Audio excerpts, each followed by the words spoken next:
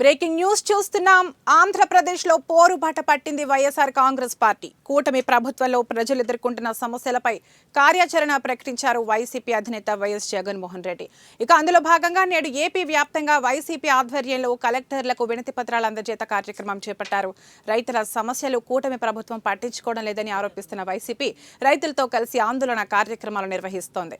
పెట్టుబడి గిట్టుబాటు ధర, ఉచిత పంటల బీమా రద్దుతో కూటమి ప్రభుత్వం అన్నదాతను దగా చేస్తోందని మండిపడుతున్నారు. అయితే పలుచోట్ల ఈ కార్యక్రమాలు ఉద్రిక్తతలకు దారితీశాయి.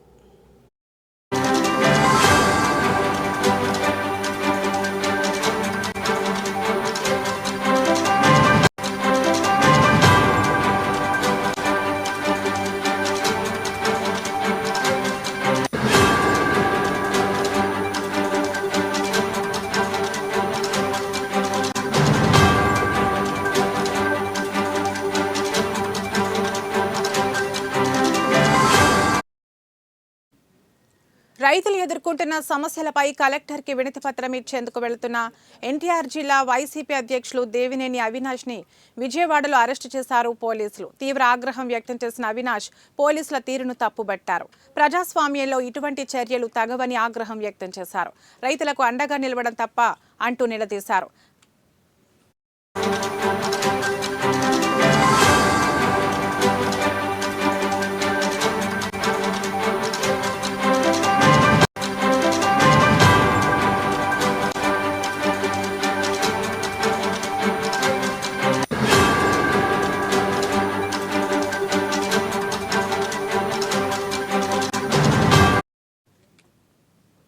అవినాష్ తో పాటు మరికొంతమంది వైసీపీ నేతలను అరెస్టు చేసిన పోలీసులు ఎక్కడకు తీసుకువెళ్తున్నారో కూడా సమాధానం చెప్పకుండా తరలించారని వైసీపీ నేతలు ఫైర్ అవుతున్నారు. ఇక చిత్తూరులో పోటాపోటీగా వైసీపీ, టీడీపీ ర్యాలీలు నిర్వహించాయి.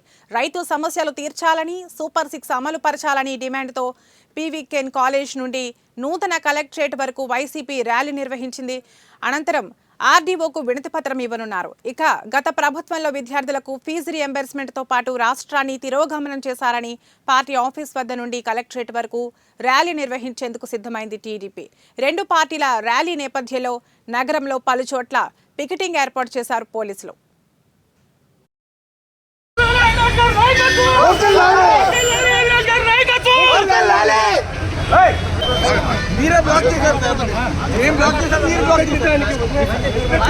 ब्लॉक